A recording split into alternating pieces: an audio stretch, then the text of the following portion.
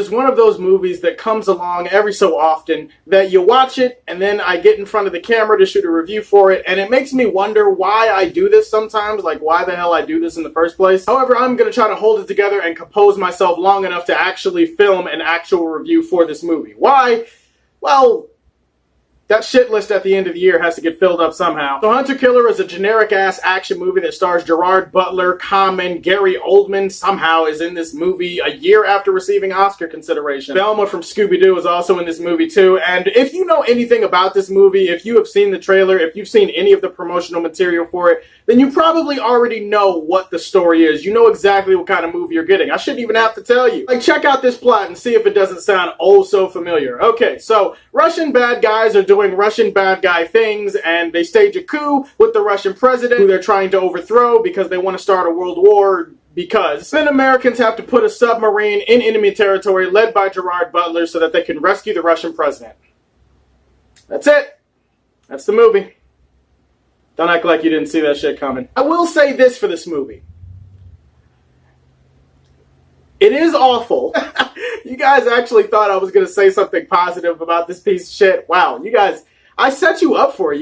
You should know me better than that by now. However, if I were to stretch Reed Richards style, I might be willing to say that the submarine sequences in this film are filmed somewhat competently. That's one of those yoga Taibo stretches that ends up being a waste of time coming out of my mouth. There's almost nothing I hate more than a movie that is boring at the beginning of the movie, boring in the middle, boring at the end, and it never once becomes more interesting than the actual premise of the movie, which is also boring in this case. There are three things in life that I do not like wasting, people. I don't like wasting my time, I don't like wasting my money, and I don't like wasting my breath. Luckily, I didn't pay any money to see this movie. It was an early screening, so I guess I didn't waste my money on it. Unfortunately, the movie did waste my time, so now I'm spending the rest of my time standing in front of a camera, trying to warn you not to waste your time, money, or breath, or any other human body part, even your ears, on this movie, because it's a shit movie. I really like Gerard Butler like I want to like Gerard Butler. He's such an interesting, cool, charismatic actor. Why is he in this movie? I'm not trying to get in the dude's pockets or anything, but bro, did you really need the paycheck that bad? It's become the norm for me to expect the movie that Gerard Butler is in to be shit or below average compared to the actual gems you might find, like Den of Thieves that came out earlier this year. That was pretty cool. Same thing for Gary Oldman. This dude's an Oscar winner. Why are you in this movie? Why? Just why? Gary Oldman spends every other scene in this movie just giving everybody concerned, worried looks, and then occasionally he might yell at people over something, and that's it. That's his role in the movie.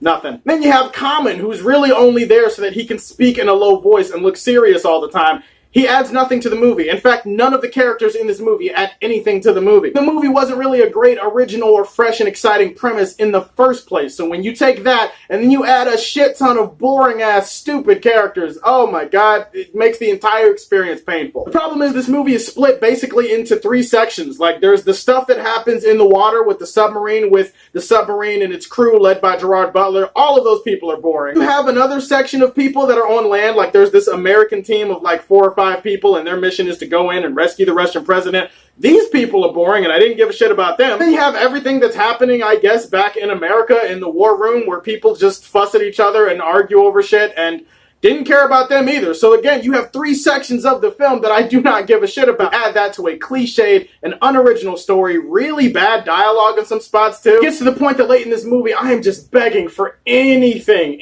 at all to happen. And then Gerard Butler basically spits out a line that feels like it belongs in a 90s action movie, which is fine. I don't mind if the movie had tried to go that route and turn it into a 90s cheesy action movie, but the problem is the rest of the movie isn't really cheesy. It's just really boring. It's really dull. There's really nothing about it that makes it seem like, hey, 90s fun, we could go there. Take these really decorated actors and you put them in a movie where it's clear that they're only trying to pay off their mortgage or something. You add that to another generic watered down story about Russians being bad guys because Russians make the best of bad guys, of course. Fuck you, Hollywood. What are we left with here? We're left with nothing, and that's what this movie is. Just a big-ass, gigantic pile of nothing. Sorry, but I can't defend Gerard Butler in this garbage. Hunter Killer belongs in the Quest for Peace section of this show. Shit is shit. Gerard Butler, I used to defend you getting into these type of movies, but now I have to think that it's a you problem. Like, maybe you just don't know how to say no. So, Hunter Killer. You're not going to see it. I'm not going to ask you anything about that. Tell me what your favorite movie is that has been based in or around water. It can be a shark movie. It can be a movie like this. It can be anything. Stay tuned for more reviews. Please like and subscribe to The Superfan Show. And as always, if you like what you see, Tell me how you feel and stay tuned to hear more from the Man of Steel. Peace.